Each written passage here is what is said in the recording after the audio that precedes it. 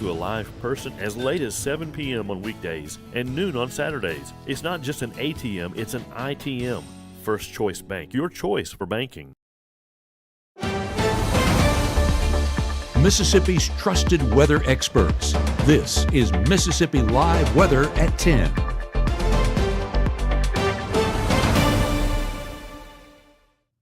Well, welcome into the Room to Room Weather Center, and I do apologize. I believe I might have clicked the wrong show, Matt.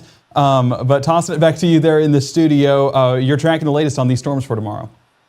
Yeah, we're looking at a potential for severe weather on your Wednesday here. We'll hear a little bit more detail from Gabe come up here in a couple moments as we look ahead over the course of the rest of this evening toward what could be a potential for some strong tornadoes on your Wednesday. Now, not a slam dunk forecast there, thankfully, but tornadoes are possible. We show those rotation tracks, in some cases stronger than what we were looking at 5 and 6 o'clock. We're timing out when you can expect that here in a couple of minutes. As we look in more detail again as well, again, timing out that severe threat, the thinking is it's afternoon, it's into the evening as well that we're most likely to have some of those impacts there. And we are expecting that beyond this system, cooler temperatures return.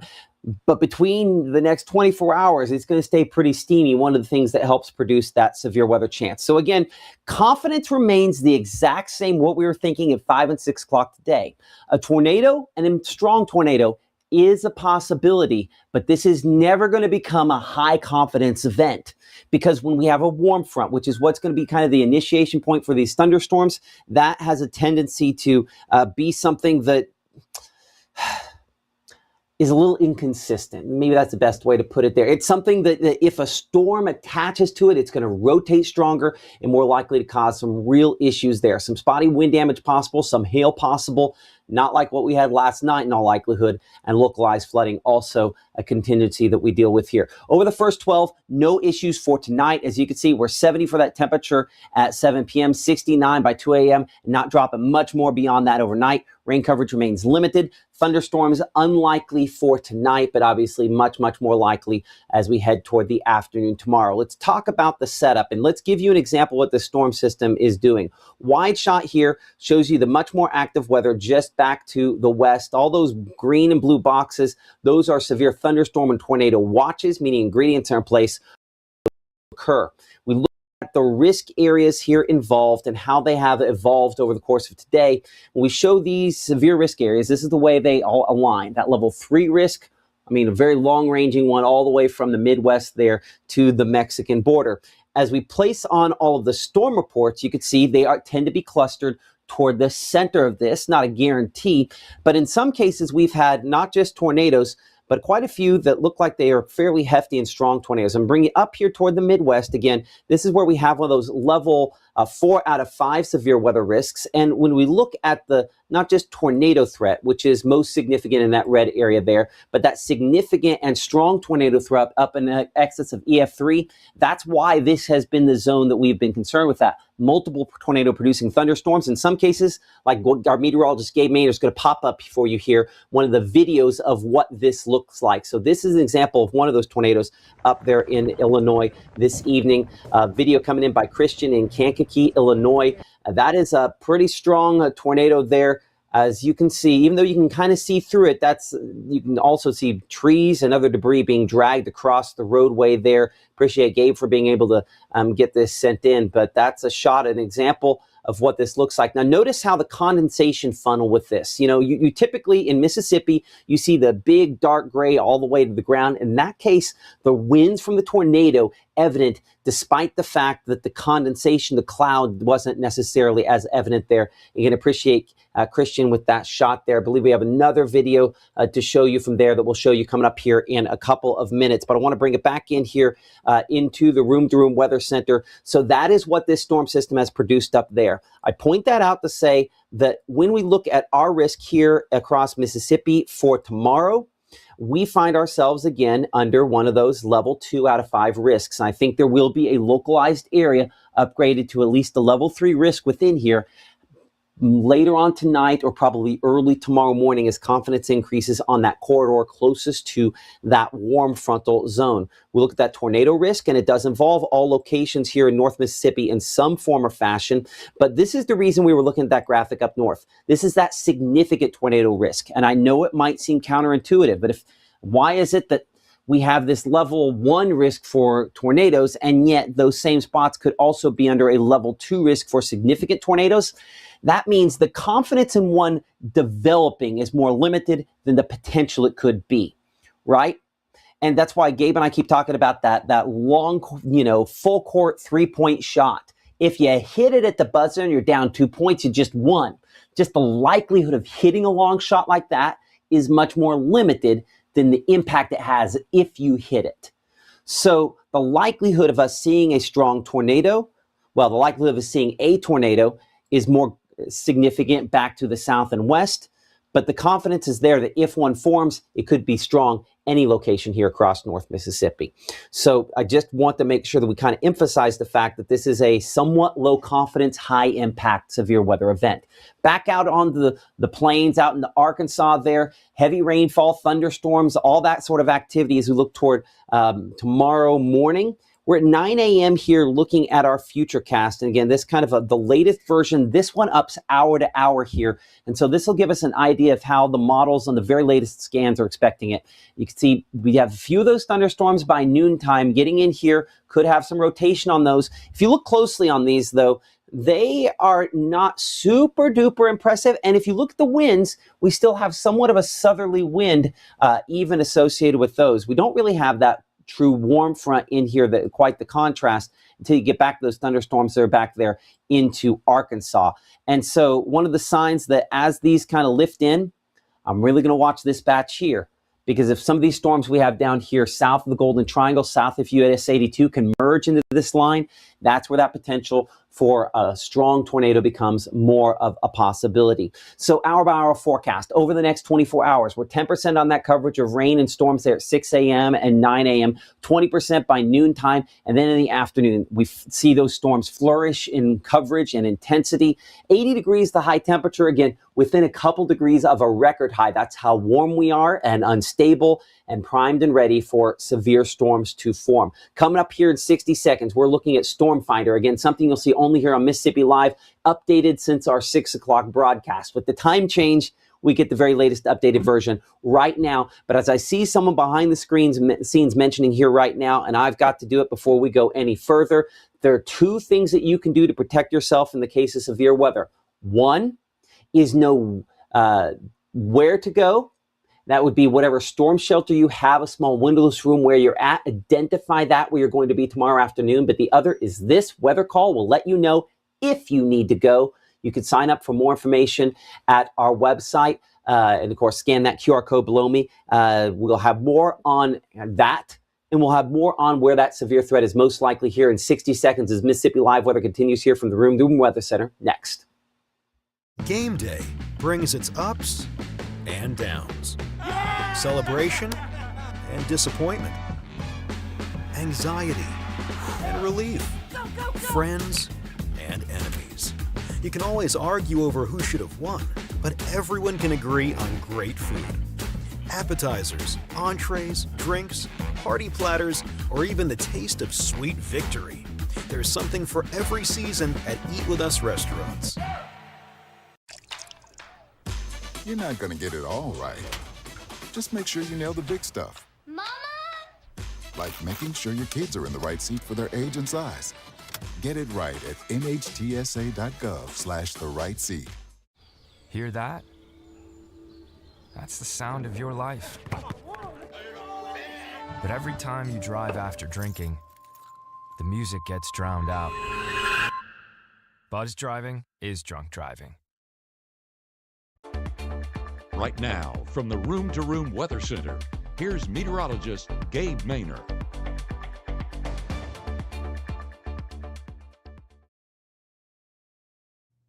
We're continuing to say prayers for those that have been affected up north as several strong tornadoes have moved through Illinois and Indiana, still with those warnings in place as it moved just south of the Chicago area and now continues to move closer to the Notre Dame campus there in northern Indiana. But those storms still ratcheting up and expect that to continue. But we do have video out of Illinois earlier on today, still from the same area of Kankakee. Take a look at this. Again, this is a video submitted to us by Lisa, and give it a second to kind of work its way through. This is actually where we had the funnel form there off in the distance. And again, Lisa capturing this, and in the video, I believe it says that, she's going back inside. So it is going to be, she went to her safe place, especially whenever you see that condensation funnel there in the distance. So, Matt, definitely something we don't want to mess with. Definitely something that we're hoping does not happen down here in Mississippi. That does still remain a limited possibility getting into our Wednesday afternoon. So hopeful that that's not the case, especially with how many warnings they've gotten up there. And on top of that, we're not just talking about the tornado reports, some of the hailstones in excess of 4 inches. And, we had 2 inches yesterday and felt like that was damaging, and it was. 4 inches. Some of the damage on those vehicles is just absurd. And folks over there are working to send some of those reports. And by daylight, we should be seeing a little bit more. And I'm kind of fearful in regards to what we're going to get in some of those damage reports. Yeah, we hope not to have those too terribly bad. We appreciate everyone, again, who works with us here to give us your reports. Of course, one way you do that, the Mississippi Live Weather app. And I take this moment right here to say, if you have not subscribed or downloaded or got one of these ways in which we send you information there, or at least a couple of those, please take the time to like, subscribe, follow, and download us. Not only will hopefully be something that gets you our information more regularly, but it's information that hopefully can save a life for tomorrow. So our chances, we expect to definitely have some major issues in some spots tomorrow. We're hoping it's not one of those high-end days. We luckily still have some questions as to whether or not it will be. As you can see here on that forecast hour by hour for your Wednesday here, expecting to start off dry initially, 20% on that storm coverage as we look toward noontime. Much more likely to see those thunderstorms as we head toward afternoon. And the thinking is that we could have a few that are strong enough that they do prompt not just tornado warnings, but possibly try to produce an isolated strong tornado. And that is our concern as we look at the risk area for tomorrow. All locations under at least a limited risk for severe weather, damaging hail a possibility, but less of a likelihood than what we had last night. All the locations in yellow here under that severe weather threat, a level 2 concentration number of reports, but the reports themselves, I think equal likelihood. If we can get one of these storms to form, get it rooted on that boundary, equal likelihood at this point here that we could see potentially a strong tornado. EF2 doesn't sound strong, but when you reach EF2 level, that's when we're starting to cause damage to well-built structures. So keep that in mind. EF3 and greater is when we need to be in some place reinforced. So severe risk, all locations involved in that for tomorrow. We will probably see an enhanced risk area for tomorrow, level 3 out of 5 for some locations in our area. Once confidence is greater, that's what the Storm Prediction Center will be looking at overnight. Here is Storm Finder. Again, an updated look even from what we had during our 6 o'clock broadcast. Storm Finder shows us lightning. It shows us the storm chances in the color, the purple there you see, and obviously the confidence very good for severe thunderstorms back out on the plains for tonight, and likelihood that those diminish a lot during the overnight time period. Between now and tomorrow at 12:30, you can see how there are multiple batches here where we have a greater amount of lightning. These lead storms, low confidence, high impact. Okay?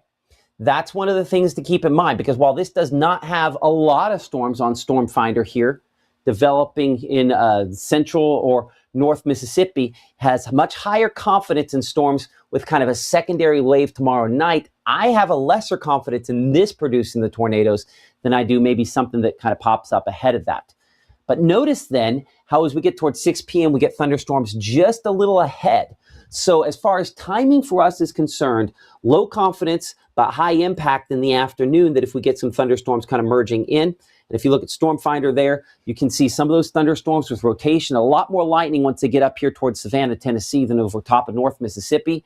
But some of these thunderstorms still kind of merging into that line with some rotation, even 8, 9, 10 p.m. tomorrow. There's still a decent amount of lightning, probably loud thunderstorms tomorrow night once we get past midnight. Certainly down towards central Mississippi, that's much more of an issue. But those should not be tornado producing thunderstorms for us and out of here. So I think we are probably done with the severe weather risk past really 9 to 10 o'clock tomorrow evening. As we head overnight, obviously that threat moves away from us. So let's look at our future cast here and go through the next 24.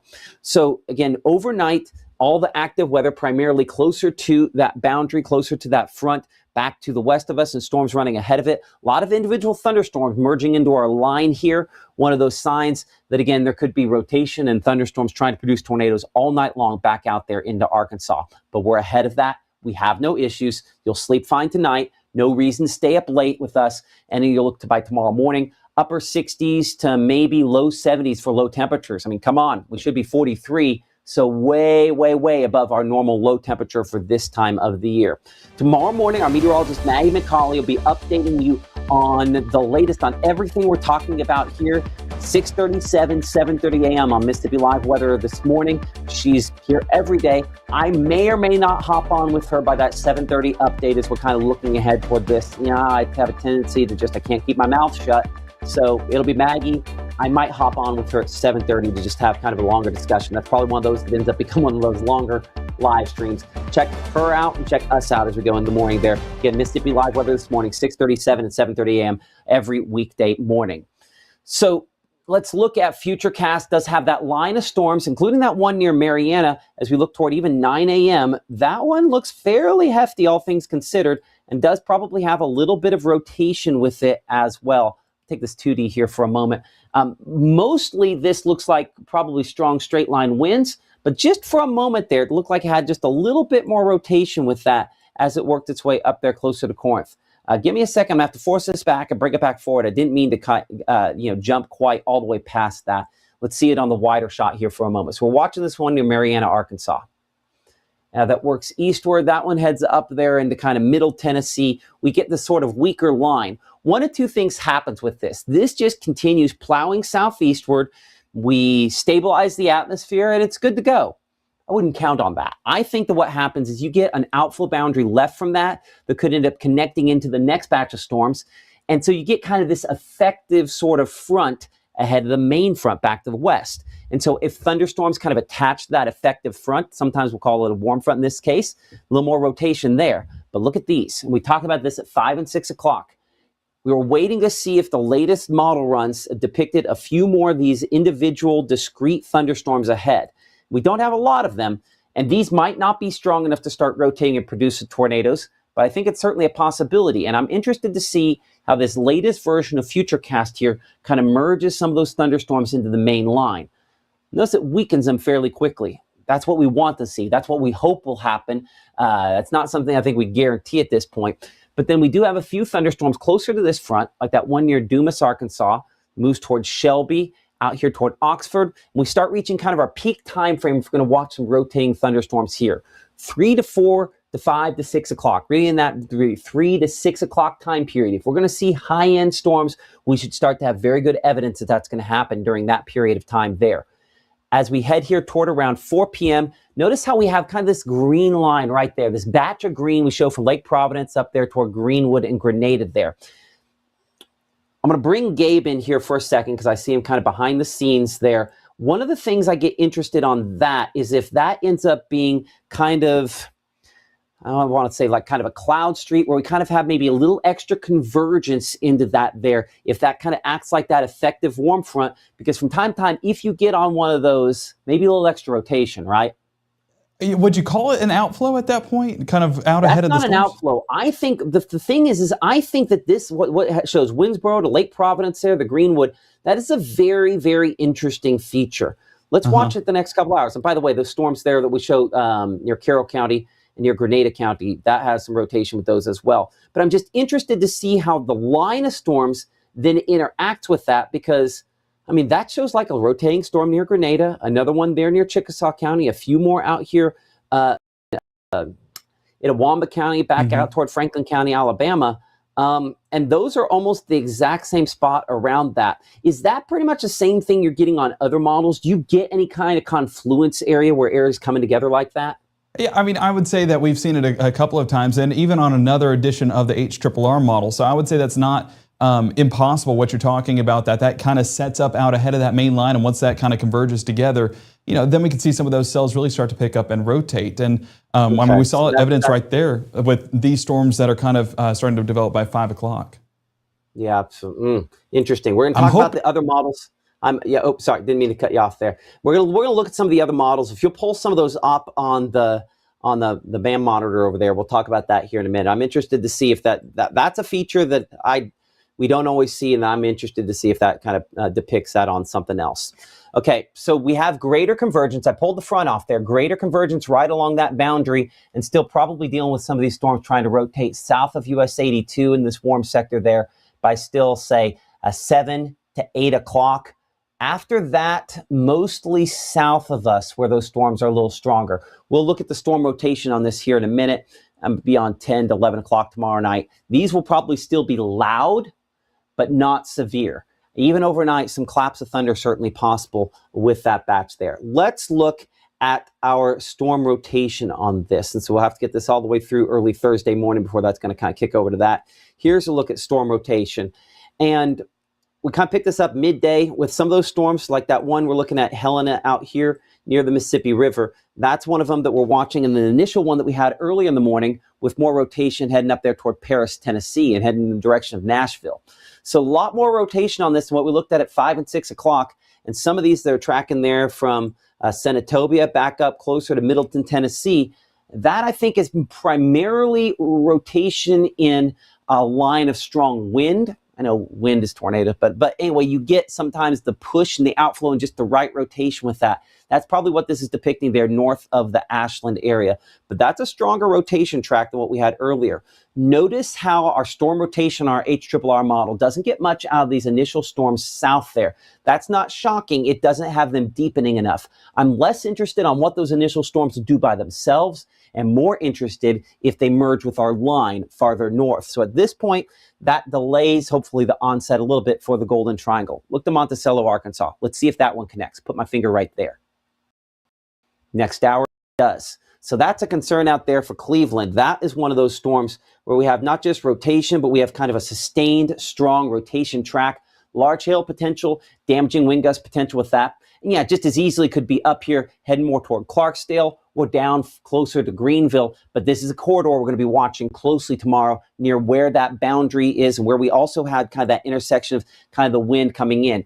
Because if you watch this, I think that's probably that little boundary. Yeah, right there. This is the extra little juice that line is going to work off of. So we look up toward Tupelo and Oxford and Grenada. If these are going to be storms like that one near Grenada that starts putting out a big, strong red track, it's going to be because of whatever this is feeding in there. And I think our model is still trying to grasp exactly how that'll play out. 5:30, 6 o'clock, a lot of areas of rotation, not a lot that really catch my interest there as far as strong, long-lived rotation is concerned. We do have one there as it exits Russellville and heads up close to Hazel Green, Alabama. But looking here close to, say, 7 to 8 o'clock, by that point, we're done Tupelo, we're done Aberdeen, we're done Eupora, unless there's just enough extra moisture moving northward with this and heating to kind of hold that front farther north longer. That's where that warm front, that less confident scenario comes in, where it tries to produce a tornado out of that. And then as you'll see here by 8:30, 9 o'clock, still showing some shorter tracks there toward Kosciuszko. This is probably a big batch of strong wind, heavy rainfall, still probably prompting severe thunderstorm warnings at least out here from Macon beyond 9:30, 10 o'clock tomorrow evening. And then after that point, out of here, moving out into Alabama. Obviously, there'll still continue to be some issues out there and some big, big batches of wind out there overnight into Alabama, closer to the Birmingham area overnight. So this is a look at storm rotation on our exclusive strike model, something you'll see only here on Mississippi Live Weather. And we keep, again, some of the strongest on the initial batches up here into Tennessee. As we head into tomorrow, though, notice here by around 2 p.m., still keeping most of this activity north and west of us with another batch there closer to Memphis and deeply into Arkansas. So this is dramatically slower than what we were looking at on our HRRR model. It also, interestingly enough, has whatever this is in advance. And I point that out to say that whatever that is, yet look at that, straight down into the Gulf of Mexico.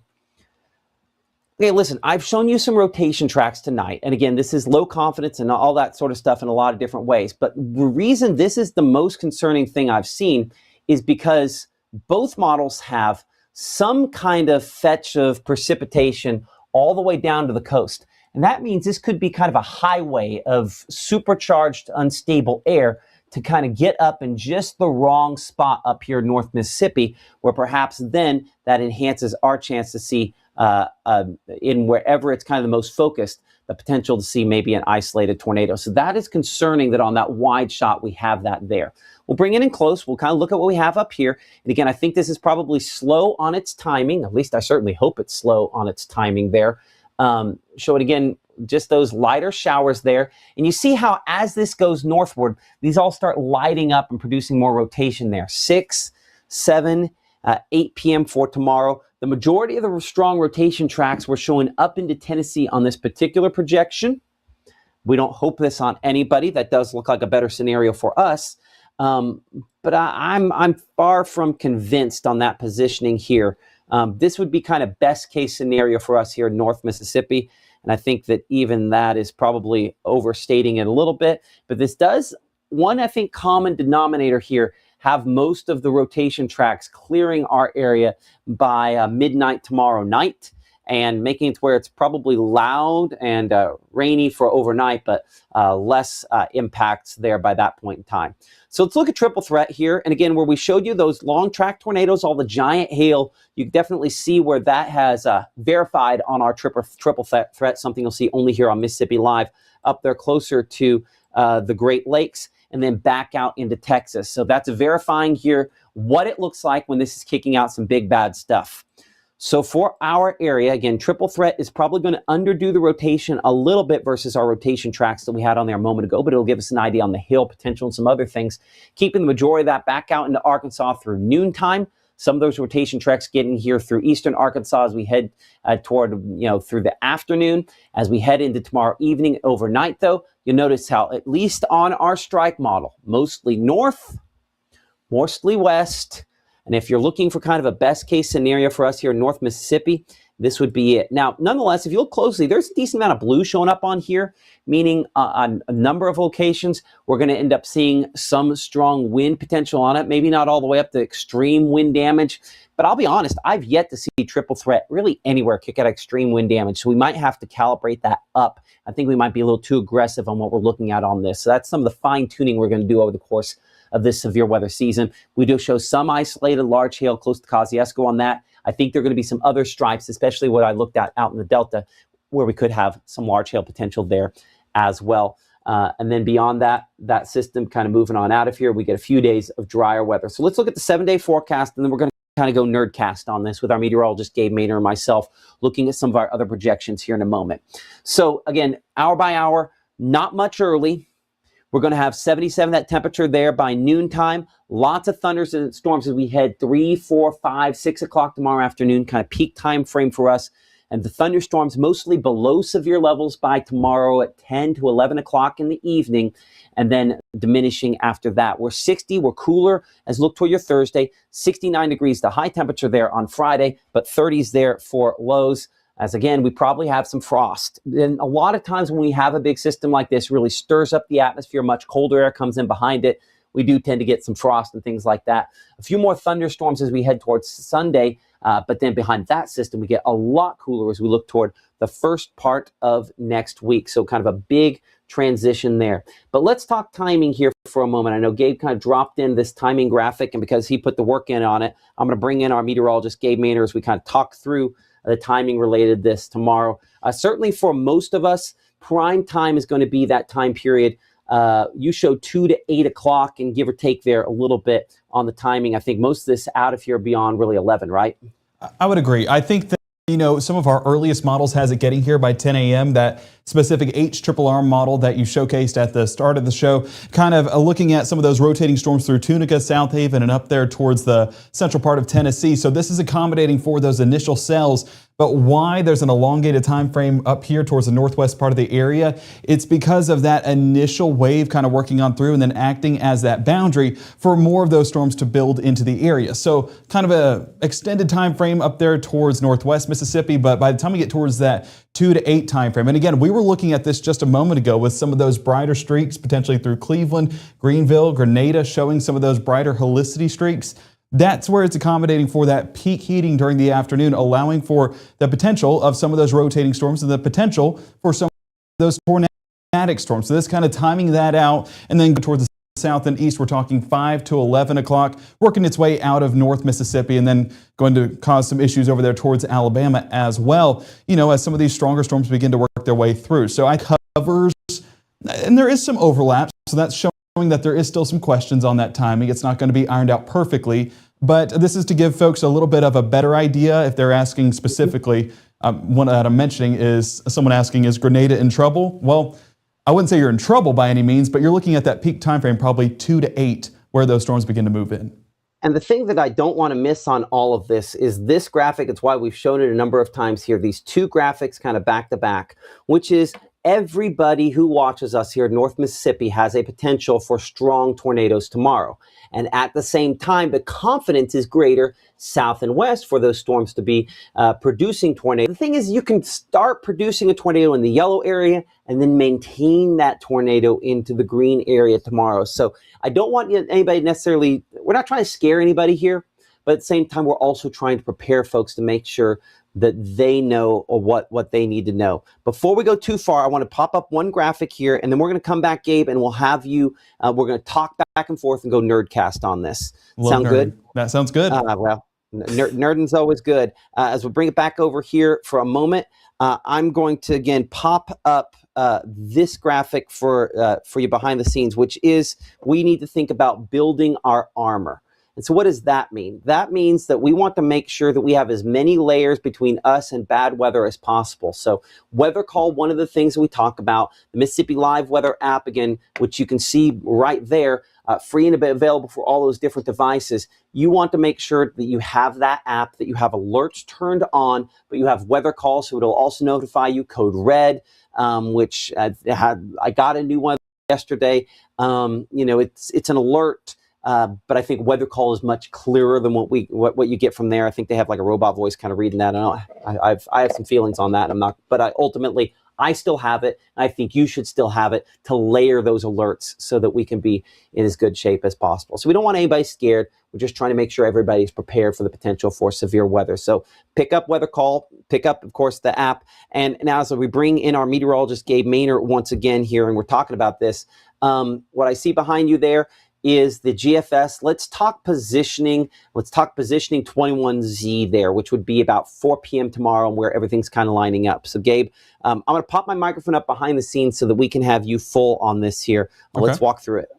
Okay, so yeah, we're talking about all of the individual runs, some of those short range, some of those long range. We're of course, going to favor the short range in this aspect, but walking through the positioning, and I think the biggest ones that stand out is our HRRR, which does show that, almost warm front moving into North Mississippi, and by 21Z, we're starting to get those showers, but you also have that band, like what Matt was mentioning just a moment ago, that convergence band possible to kind of allow these storms to potentially start to ramp up. But the NAM 3K, that's lining up pretty well with our strike model. And that's also showing some of these bands that are out ahead, but the positioning on it is much further towards the west. And so this almost lining up, and I'm not going to say identically, but close to what the strike model was putting out. Now, that's not to say, one or the other. I would say that, I don't know. I don't know, but based off of what we've had so far this year, I would say the HRRR model, the positioning is what I would favor in this setup. But so that is, I'll give you my call on this. So that's HRRR. Give me an AM3K. That is closer to the strike model. I don't necessarily believe that. Yeah. And I also, if you go for, anyway, we'll go forward from that in a minute. So if I'm telling you the HRRR model on that. Okay, well that's 2 against 0, because I'm with you on that one. And most of our short-range models are kind of lining up with that same positioning. You kind of look at the individual HRRR models that are coming out, and you kind of see that same positioning with those storms right overhead in North Mississippi by 21Z. But, positioning, we kind of get the general idea. I want to showcase the band that we're talking about, because it does show up on multiple runs. Right here, you're getting that a little bit further towards the south. We move it over towards this next one, still getting some of that band, or at least some of those individual cells developing. We move more into, where was the next one? The M3K, we're getting that band once again out ahead of that main line of storms. Well, that's one of our long trek models. But nonetheless, we're getting this on multiple runs, Matt, and I think that's a big part of the forecast. I think it's an effective warm front. Yeah, I think it's. I'm going to come over here and show you that here in a minute. Like, let's take a look at this, and I want to see the run on that here for a second. I think it's an effective warm front would be probably the best way to describe it. Let me kind of pop this up here. I should zoom that in. So here's what we're looking at, that kind of band that Gabe and I are talking about. Precip here, simulated reflectivity. So see how we kind of have this area right there. So I'm going to try to put my thumb exactly where that is there. Perfect. If somebody's been doing this a million years, you'd think it'd be easier for me to hit exactly where I'm going for on that. Okay, so if we look at theta E, which is a way for us to kind of look at both temperature and instability, kind of put it all in the same thing here, you'll notice that's right at the edge of where there's just a little bit of darker red there. That slight difference. When we talk about tornadoes, it is slight differences between trying to spin something up, and we just had something bad happen. And you can kind of see it's similar spots. You know, I could just as easily look ahead here, right about there. And if I click this back over to precipitation mode, and we look up, make sure I got the right spot there. Yep. See, that's right at the nose of that. So here's what you need to know about this, and here's why this is important. This is kind of a nose of more unstable air there coming right out of the Gulf of Mexico. The model does not know how to handle it because this will not be rain all the way in here, but it sees the convergence. It goes, I've got air coming together. I've got moisture. I need to make a shower there. That's probably not how this works out. In some cases, when we have strong tornadoes, we have a band like this that ends up pointing the nose to just one storm, and that one storm then becomes dominant and strong and produces a strong, long-lived tornado. So the concern would be that if that nose moving northward, I mean, you can see it. Watch this. See, it's down there in Louisiana, moving northward, moving northward, moving northward, and then watch how, see how it focuses that right at that spot there, which would be Montgomery, Clay, Webster, Monroe, Itawamba counties right there. The time frame on that would be somewhere around 4 to 5 to 6 o'clock for tomorrow, that band could be in just the wrong spot at the wrong time to have that extra little boost to make those storms stronger and more likely to try to produce tornadoes. So that is the concern. No guarantees that's how that happens, but that's going to kind of game our models here to kind of enhance that significant tornado parameter. You can see right there along the edge of where that would be, some spots where it's like, hey, there's just an extra little bit there. Again, I don't have high confidence that this is going to be in any one specific spot. I think there's a chance that this all falls flat and it underwhelms, and dear God, hopefully that's the case. But it's always concerning when the model picks up on a little band like that. That can then enhance the potential for some extra boost going to some of these models. I'm looking here at kind of hail and some other things that work with this here. One of the spots where we have, again, some of those swaths of trying to kick out a little rotation on that as well. So I'm interested to see what that looks like overnight. Our meteorologist Maggie McCauley have more on that tomorrow. Okay, I'm going to bring Gabe back in here as I went all tangent on him. And again, Gabe, you got a white screen behind you there. I'm ready to see what you're ready to reveal. Well, to be honest with you, I wasn't really ready to reveal much. What we did have was another report come out of Wren of some of the hailstones from yesterday. And I want to also talk about the fact that large hail is possible with this setup too. Some of those helicity tracks is going to be some large hail attached to it, as well as gusty winds and those tornadoes. So Matt, you know, all three are kind of on the table. And of course, that's what we're watching. And here's the picture actually right here. And that's a decent sized stone coming out of yesterday. So one of those later reports, but nonetheless, we could still be talking about large hail heading into tomorrow, so showing that all three are on the table. Absolutely. Again, this is what you were mentioning there. So again, the risk for tomorrow involves all locations. Tornado risk is the most concerning always.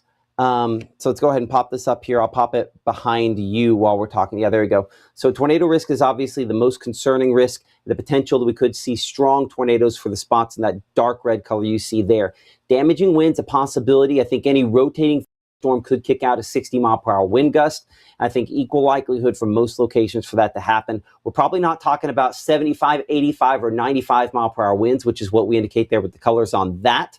The hail risk, more limited than what we had yesterday, and we're probably not talking about 1.5 to 2 inch sized hailstones like yesterday. So again, it is the tornado threat and the significant tornado threat that are the most significant concerns that we have out of this setup, Gabe.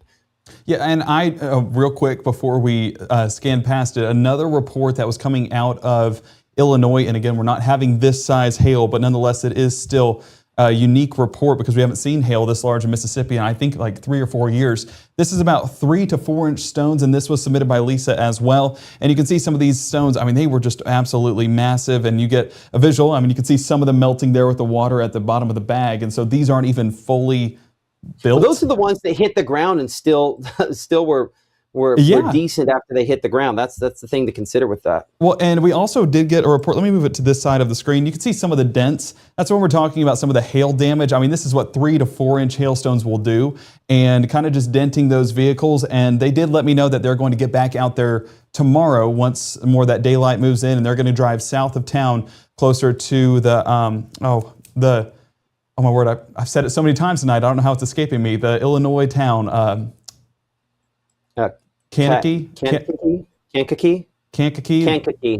Yes, they're going to head south because this was about 1 mile north where they were at and getting some of this large hail. So they're going to go check out some of those reports and send those over to us to kind of show a little bit more of the damage that took place. But Matt, nonetheless, this is not the storm that I think anyone wants to go through. And as you can see, I mean, looking at those reports, numerous reports of large hailstones, and most all of these reports are 2+, 3+ inch hailstones, and that's what those strong, long-lived tornadoes can do. They usually have those large hailstones attached to them, and as that pushed closer to the Notre Dame campus, I'm glad to know that it never fully reached the folks over there at Notre Dame, and so that means that, you know, that's a large populated area, and that's usually the worst case scenario when we're talking about where these tornadoes can move towards. But you know, an active night across the United States, lining up pretty well with that severe weather risk that the Storm Prediction Center put out earlier, and those strong tornadoes that they showed with that SIG 2, that level 2 for strong threats, up to EF3.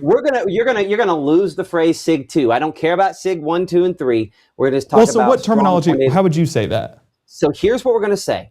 We're going to have, if you look at the graphic, it's going to be the first level red is up to EF2 strength.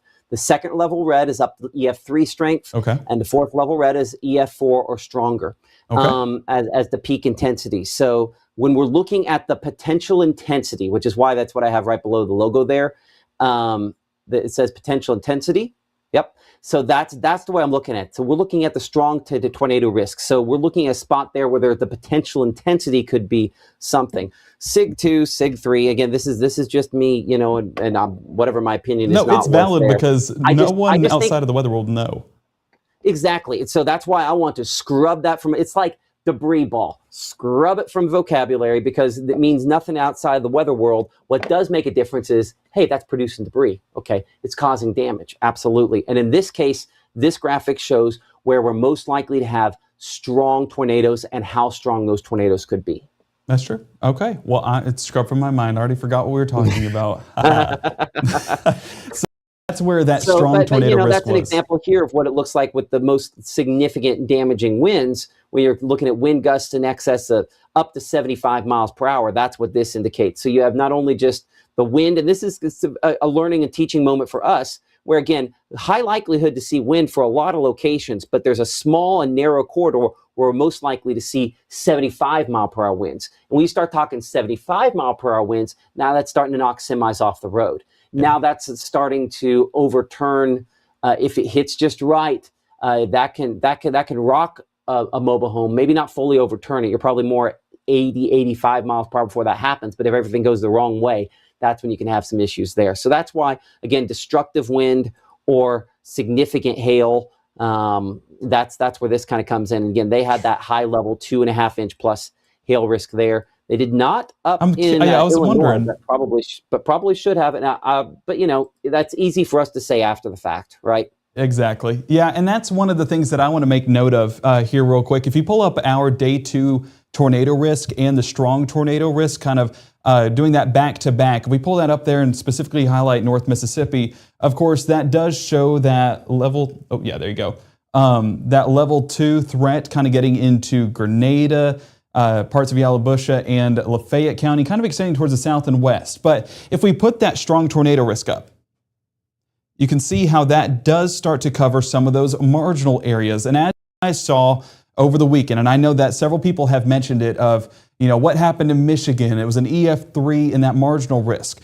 This is where we could potentially get one of those stronger tornadoes in a marginal risk. We saw some of those helicity tracks take it up there towards southwestern parts of Tennessee, western parts of Alabama. If some of those stripes do stand true, then that does mean that we're talking potentially EF1, EF2, and that's going to be in that marginal area. So that's the new introduction of this graphic by the Storm Prediction Center, is to show that, strong tornadoes are possible even in some of those green sections. So don't look at yourself and say, it's no worry, I'm in a level 1 out of 5.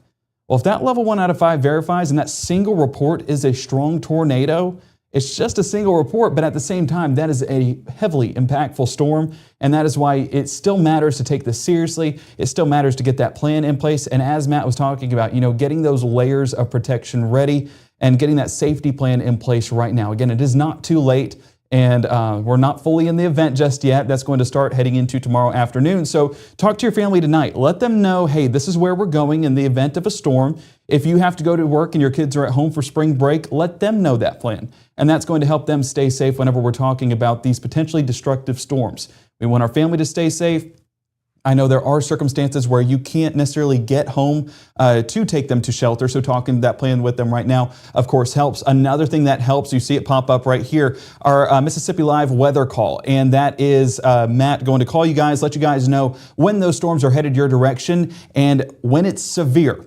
And even those strong, severe storms, you're getting multiple calls to let you know that it is headed your way. And, whenever we're in a broadcast, I get text, I get notifications, and I don't look at them because we're live with you guys. But the moment I get a call, I'll either know, A, my audio's not on, but in the event of a strong to severe setup, whether that's tornadoes or strong winds, I know when I get a call that I need to answer it because something serious is happening. And that goes the same with weather call. It's going to call you and let you know, and it's only $15 a year, which is less than $1.25 a month. And I know you're probably like me and you get a cup of coffee every morning from the gas station, or at least one morning in the month. That's less than the price of a cup of coffee from the gas station. So very much worth your while, especially when you know that that can save your life or potentially your family's life. And that has a ton of value to me. That has a ton of value to Matt. It has a ton of value to folks in North Mississippi. So if you have not done so, that has a ton of value. That has a ton of value to your kids. That has a ton of value to your grandma. To make the right choice. And I see behind the scenes there in the chat saying, "Good idea to put on teens' phones." Absolutely. By the way, we do have a storm shelter list. I need to mention that there. We have a storm shelter list at our website, msliveweather.com there. It's not perfect. We need to update it. Some of you have messaged us that there are some new storm shelters out there, which is awesome. We need to try to get those kind of on the list, but I'll kind of pop it up here behind the scenes for a moment. We do have that storm shelter list at our website there. So you go on it, it's kind of broken down by county location there, Alcorn County, Calhoun County, different storm shelters around the region. As we showed you yesterday, we also plot those on Mama Justice Doppler radar in the storm tracks as well. So identifying now where those storm shelters would be if you need to end up taking shelter tomorrow. We're hoping that's not the case, but certainly could be a possibility there as well. Gabe, I'm thinking we'll probably wrap things up here. I don't want to go a whole lot longer, but I'll bring it back to the 2-box here for just a moment, just in case there's anything else you want to add before we kind of wrap things up. I would just say, I agree wrapping it up now is wise because you need your rest. I'll need my rest. And folks in North Mississippi need their rest tonight because I know it's going to be, while it is during the day and not a nocturnal threat, it's still going to weigh heavily on your mind throughout the day. And you're going to be tuned in watching. And we appreciate that and all the support here at Mississippi Live Weather. But I know it's going to be mentally taxing. So get that rest tonight. You can sleep in a little bit too. It's spring break. But by the time you're waking up, then you'll be able to turn on Mississippi Live Weather and stay updated on what's happening. Absolutely. And you mentioned that spring break and maybe tuning in there early. If you happen to be up early, our meteorologist Maggie McCauley will be here updating you starting at 7:30 a.m. on Mississippi Live Weather. I'll be probably hopping on with her at some point in the morning. You know me, I can't be quiet. But Maggie, She keeps me in line for sure. She has to.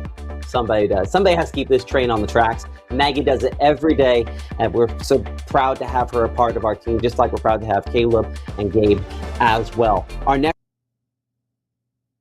Oh, Matt, I think it's my audio. Our next broadcast going to be at 5, 6, and 10 on, 6:37 and 7:30 with our meteorologist Maggie McCauley. Go ahead and download that free app today and tune in to those morning broadcasts. Going to be essential to know what's happening later on in your Wednesday with that severe weather threat. And Chief Meteorologist Matt Lawpon and I, live shows at 5, 6, and 10. We will be live before then tracking those storms, letting you know what's happening. So make sure to keep from the Room to Room Weather Center for the very latest.